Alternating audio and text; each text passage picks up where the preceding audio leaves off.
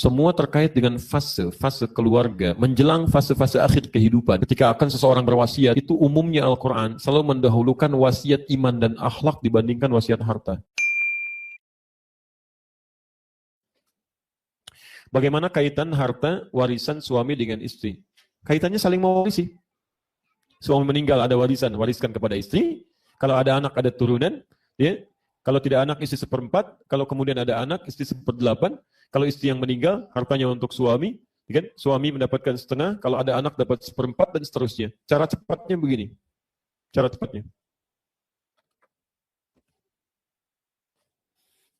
Yang paling cepat ya, Anda bisa nanti turunkan di An-Nisa ayat 11 sampai 13, posisi paling kanan dari pertengahan sampai ke bawah.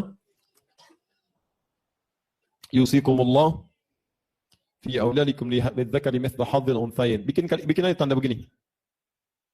Keras ya. Ini paling cepat.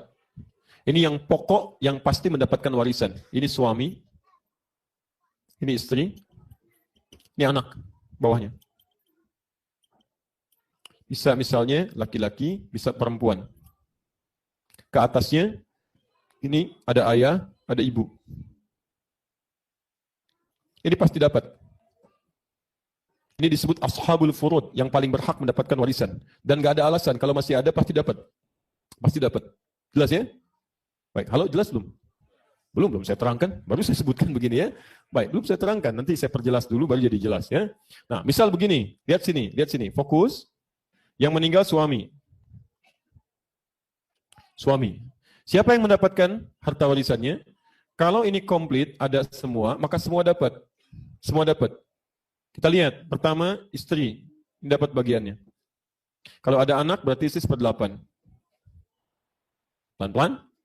Kemudian orang tua masih ada enggak? Yang dimaksud orang tua bukan orang tuanya istri, tapi orang tuanya suami. Di setiap orang tua yang meninggal anaknya. Jelas ya? Jadi anaknya meninggal, orang tua ini yang dapat. Orang tuanya ini tidak. Jelas ya? Baik. Kok saya belum dapat, nak? Kan saya belum meninggal. Kapan? Ya nanti, ini misalnya. Nah ini ya. Baik. Nah ini enggak. Ini enggak. Yang ini yang dapat. Naik. Pelan-pelan ya. Baik. Turunkan. Misal anaknya ada, lihat apakah perempuan atau laki-laki. Itu ada bagian masing-masing. Jelas ya? Kalau ini keduanya, ini berikan dulu bagian untuk ayah dengan ibunya. Kalau ini sudah didapatkan, baru kemudian ke sini as-sabah ma'al ghair. Tinggal dibagi kemudian 2 bagian.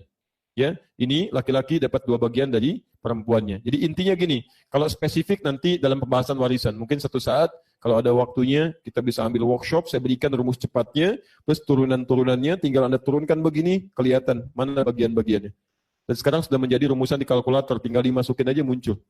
Tapi jangan sangat mengandalkan itu. Karena nanti ada teori lain, walaupun dia kebagian jatahnya, tapi ada penghalang, disebut mahjub. Dia nggak bisa dapat. Maaf, misal.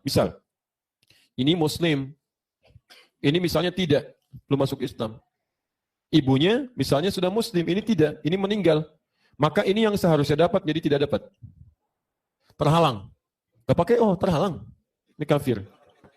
Jadi kufrun, ini menjadikan seseorang terhalang mendapatkan warisan. Ini begitu ini dibagi, ini tidak. Jelas ya? Baik, jadi hal-hal semacam ini penting untuk diketahui. Termasuk, mohon izin ya, saya ingin berikan nasihat sebentar.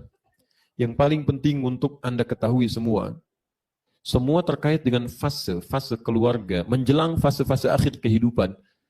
Ketika akan seseorang berwasiat, itu umumnya Al-Quran selalu mendahulukan wasiat iman dan akhlak dibandingkan wasiat harta.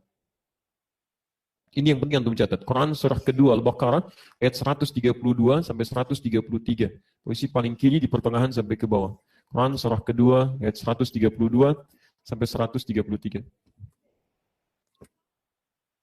Saya langsung ke ujungnya saja.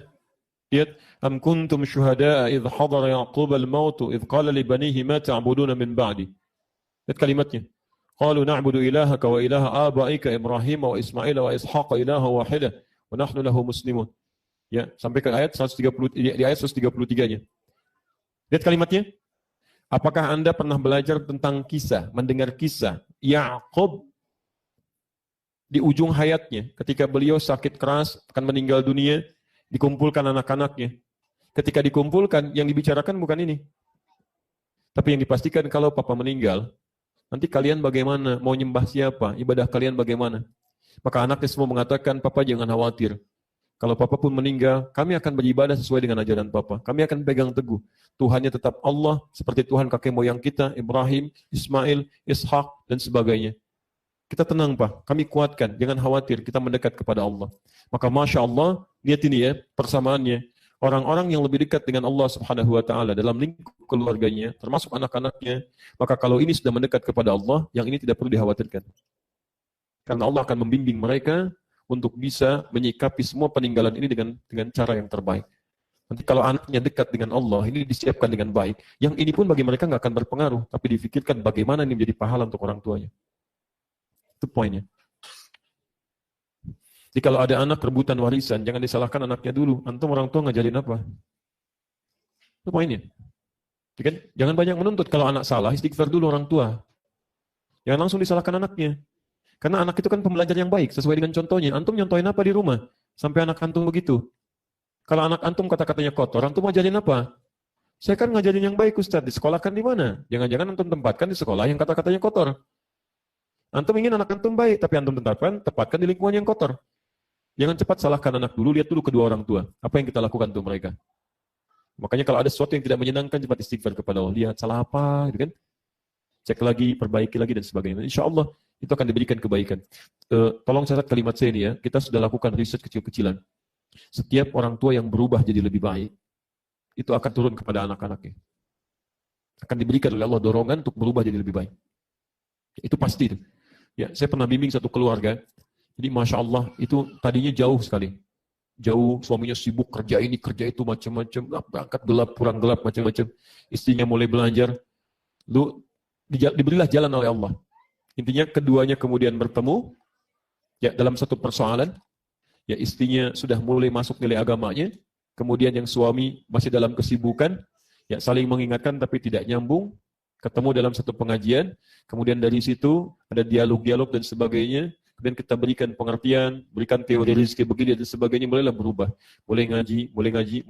Antum tahu apa yang terjadi? Begitu justru beliau mendekat kepada Allah, dengan izin Allah, pekerjaan lebih ringan. Sekarang cuma santai di rumah, nungguin lihat, tapi Allahu Akbar, rezekinya 2 kali lipat dari semula. Cuma ngeliatin aja gini, ngeliatin datang proyek ini, telepon lewat dia. Allah jadikan yang lain lewat dia. Tinggal di rumah, santai, lihat, kadang-kadang jalan dan sebagainya, tapi tidak menghabiskan waktu yang seperti sebelumnya. Sunnahnya jalan, sholatnya, bacaan Qurannya jalan, bisa itikaf juga.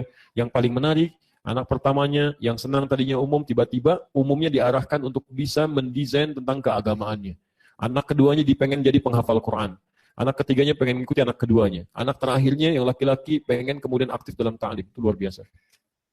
Dan semuanya bermanfaat. Semua bermanfaat. Jadi mulai dari diri kita, kembali ke rumah, cek lagi.